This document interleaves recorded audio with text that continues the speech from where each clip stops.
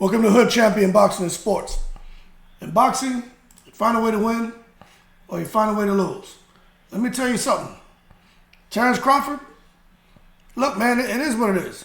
He's the best of this era, right? That's my opinion. It took a while for Terence Crawford to grow on me, but the more I kind of really study his career and pay attention to what Terence Crawford has done and continues to do in the sport of boxing, the more I think it's just fair for me to give this man the credit that he deserves. Now remember, it's just my opinion. You may disagree, but I tell you what, whether you agree with me or not, I don't think Terence Crawford left any doubt as far as just how great he is. When you think about his last few performances, and I'm talking about Earl Spence, of course, and Shawn Porter. Now, the thing is this, right? I think everybody has to let it really sink in, just what Terence Crawford, just has been doing on an incremental level as far as crowd attendance, ticket sales, events selling out. That didn't happen overnight. That was, I would say, a slow process for him.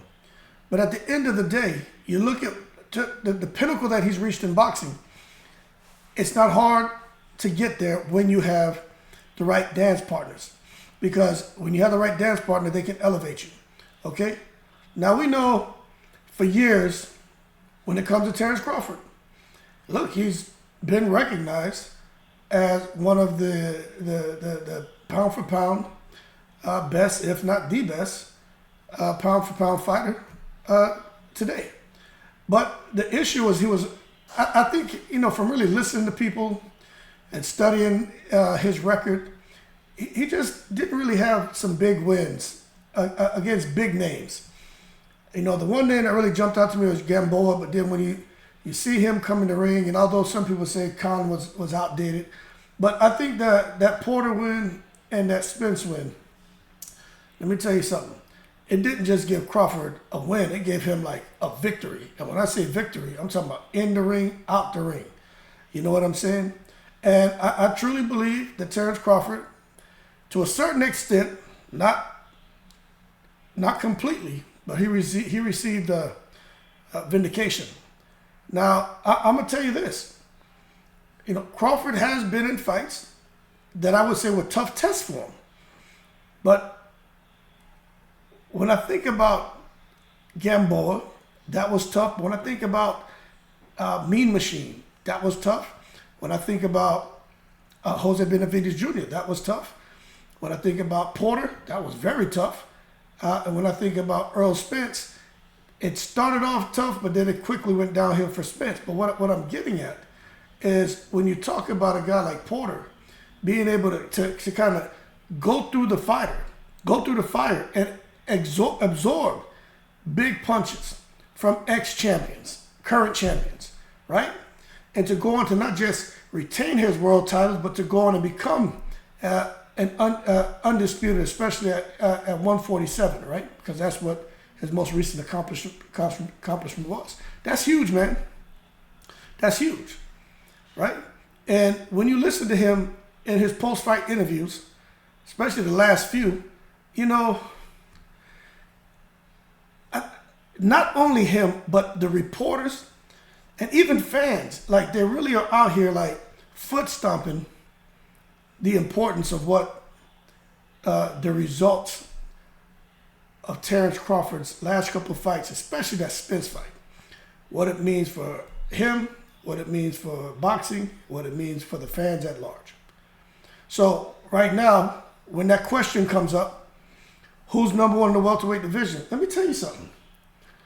I don't think that we should be trying to figure out who's number one. Terence Crawford's number one. Anybody wants to argue that has too much time on their hands. You know what I'm saying? We got to give this man his credit. Now, I'm going to tell you this right now. When Floyd Mayweather retired from the sport of boxing, okay, as far as the 147-pound division, right? I would say that void in that division I would say it was, Crawford, Spence. Those were the two supposedly who would take over at 147. Now, as far as filling Floyd's shoes as the pay-per-view star, hell no, it's not Crawford, and hell no, it's not Spence. We all know Canelo Alvarez, he filled those shoes, and when he did, he was off to the races. So we got to be fair here, okay? But I'm going to tell you this. When you look at Crawford and where he is now, I think it's a good thing that he's independent, but I also think it kind of sucks for him at the same time, because I truly believe if he had a machine behind him, right? Because right now I'm making an assumption. I'm assuming he doesn't really have a machine like Top Rank or PBC or Matchroom. He's just out here on his own with all the experience that he's garnered over the years and doing what's best for him. But I think if he had a bigger, stronger machine behind him, maybe Terence Crawford gets another fight this year. Now, maybe he's cool with the way things are going. We don't know. Let me tell you something. Not one boxing channel knows. Only the goddamn fly on the wall knows. So anyone saying, well, you're just talking assumption. Yeah, I have conversations over here. I don't know. You don't know either, rocket scientists. And these boxing channels, they sure as hell don't know. Only Crawford knows, Spence knows, and the fly on the wall knows. But for me, just looking at it, I would think if he had someone or a machine behind him, maybe they would say, okay, look, we know Spence won't be ready, right? For whatever reason. Crawford wants to fight again this year to stay active. And maybe they make an exception and they let him go out there and take a little fight. Okay? I think he should do that. But it's not that easy, because you got Boots who say, hey, well, hell, if he's going to fight, I want to fight him. You got all these mandatories, sanctioning bodies. You got to get a lot of people to sign off. And then if you got fighters who are mandatories who really are up next, if the Spence fight doesn't happen, well, now you got to pay them a step-aside fee. So it's not that easy, and that could be why Terence Crawford is like, you know what? Hold your horses. I'm going to sit tight. I'm not giving these guys any of my money, and I can't blame him for taking that position. But what I will say now, with the whole thing with PBC, I just have a feeling, some people disagree with me, that PBC is going to blow up in 2024. I don't know that, but I just can't see Al Heyman allowing his outfit to just fall flat on his face. I don't think that's the case, all right? So, and I do have a question. Was it that, PBC just, did they just run out of money? Or was it the fact that, it was more than PBC running out of money? At Showtime, they just felt what was best for the brand was to go do something else. I don't know. I have an idea, but again, I don't know. But as far as Terence Crawford going forward, look, he's got a couple of big wins. He got a couple of really big wins on his resume now that I think we all should agree with. But going forward, after the Spence rematch, it's like, okay, well, what's next for him? Okay? Because I'm going to tell you right now, Earl Spence represented, in my opinion, the biggest test for Crawford as a welterweight, and we saw what happened. Now, some would say, nah, it wasn't Earl Spence, it was Porter. Some would say, nah, it wasn't Porter, it was Mean Machine. But what I'm going to tell you is I think he took the experiences from like a Mean Machine fight, a Benavidez fight, a Porter fight, a Brook fight. And then he used all that experience in the fight with Spence, and that's why the fight looked so one-sided. Now, I understand the argument about the other stuff, the outlaying issues with Spence, but I'm not here to talk about that, right? But going forward, we're going to have to see. We're going to have to see what happened with Terence Crawford, the best in his era. And if that's the case, hey, he should be out here fighting the other individuals who are supposed to be the best in this era, whether it's at 147, 154, 60, 68, hell, 75. Every opponent, when they talk about facing Terence Crawford, they say, damn, the man hit me more than I've ever been hit. The man has power. The man has an extremely high IQ. They all say that. They all say that. They're in the ring with him, and once Crawford decides, you know what, I'm going to turn up the heat, go in the phone booth and turn into Southpaw Man, once he comes out, it's just a matter of time the fight ends. And I'm telling you right now, man, just look at fighters after they fight Crawford. All of them have on them damn glasses, don't they? They all have on those glasses to conceal the damage, to conceal how he broke their faces. I'm not making that up. You just go back and look at his last couple fights and look at the opponents when they come to the post-fight press conference. Look at what they're wearing on their face. Okay? So you can say what you want. But I tell you what, there's this war of words between Crawford and Canelo. That kind of fizzled out, didn't it? Some say, hey, it's not a realistic fight. We shouldn't talk about it. Some say Canelo's scared. One thing we know is Terence Crawford's not scared. Some say Crawford doesn't stand a chance. His weight class is for a reason. Some say, hey, Crawford walks around at 180. Him fighting at 168 is not a problem. Crawford said it's not a problem. But we know Crawford wants the big paydays. But when you're the best of this era, he deserves big paydays. But there's a lot to be learned from a guy like Jake Paul, who has a huge profile, not because of what he did in boxing, because what he did outside the ring. And a lot of these fighters can learn from Jake Paul, because Jake Paul is a guy out here in 2021 who made $40 million. In 2022 who made like 60 plus million from boxing alone. These other guys ain't doing it. And who knows how much Jake Paul's going to make at the end of this year, because he would have fought 3 times. Jake Paul probably make over 100 million this year. So I think Terence Crawford still has, as the best of this era, a lot to learn as far as marketing. But at the same time, man, you know, Bob Arum didn't really help him. You know what I'm saying? He went out here and kind of slandered his name, defamed his character, and just made people not want to work with him.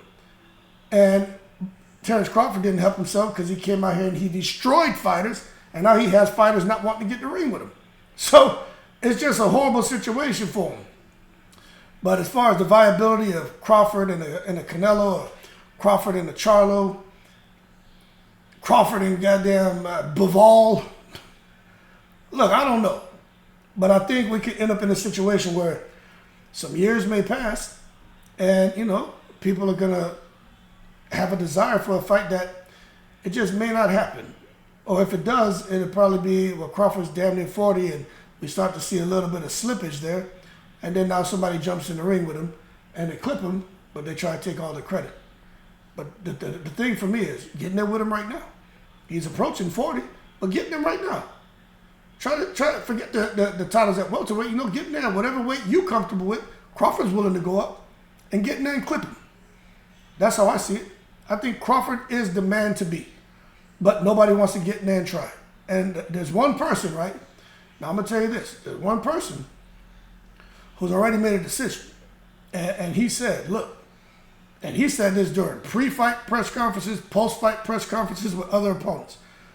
He wants to secure the fight with Terence Crawford, and that's Jerome Boots Ennis.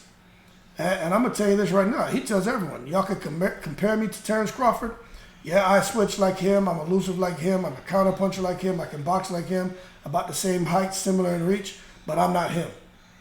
So I'm gonna continue with my career. But at this point, I mean, I don't see myself going any further unless I fight him. I'm the mandatory. It's going on over a year. You know, at some point in time, we need to fight, because I'm going to tell you all what happens. This is a fact, what I'm telling you. Early next year, Crawford's going to be stripped, I think, of the IBF belt, and Jerome Boots Ennis is supposed to become the full-blown champion. Because you can only be, as far as the IBF, you can only be the interim champion for, I think, 12 months. And you should get your chance. If not, you know, the way it's written anyway, explicitly, Crawford should be stripped. But we all know when the secret society gets involved, it doesn't quite work that way. But nonetheless, we know Crawford, before the Spence fight, some people were saying Crawford has been out here dispatching lesser opponents than Boots. But after he came out here and destroyed Earl Spence, I mean, you can't say that no more. Okay? You just can't say that no more. And matter of fact, if you go ask Crawford how he feels, he's going to tell you his best win was probably Porter, not even Spence. Okay? And that's just a fact.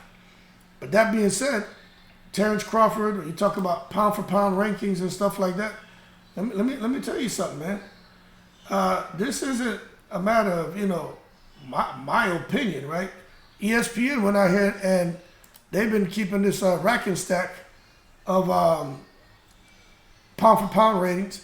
And right now, they got Terence Crawford there. He's been there, and he ain't going nowhere anytime soon. They got Inoue at number 2. They got Usyk at number 3. They got Canelo at number 4. Dimitri Bivol at number 5. Bernabeev at number 6. Devin Haney at number 7. Now, pay attention now. Bivol's 5. Bernabeev bubbled up one from 7 to 6. Haney bubbled up from 8 to 7. Shakur Stevenson bubbled up from 9-8. Gervonta Davis bubbled up from 10-9. And Tyson Fury dropped from 6-10. Wow. They whacked Tyson Fury, didn't they? But what that goes to show you, man, is a lot of people had Tyson Fury as the best pound for pound. Some people say if you're a heavyweight, you can't be on the pound for pound list. I think all boxers should be considered for pound depending on what they do. But I think the argument there is, heavyweights can't really move, up and down. The guys from the lighter weight divisions move up multiple divisions. So we're talking about pound for pound, they should be in the conversation. That being said, let me tell y'all something. Stop sleeping on Terence Crawford. He has a lot going on. I think he's got a lot that he's got to resolve because I think there's a lot of frustration on his end. I think that man may end up retiring. That's just my opinion, man. If he continues to plug along and he gets big fights, great. But I just think if he's not going to get the big fights and he's spinning his wheels and he's going inactive, he may just say enough is enough. But I think it sucks to be where many recognize you as the best of something and you can't get opportunities at guys who are the best at other weight divisions for the huge, big money fights.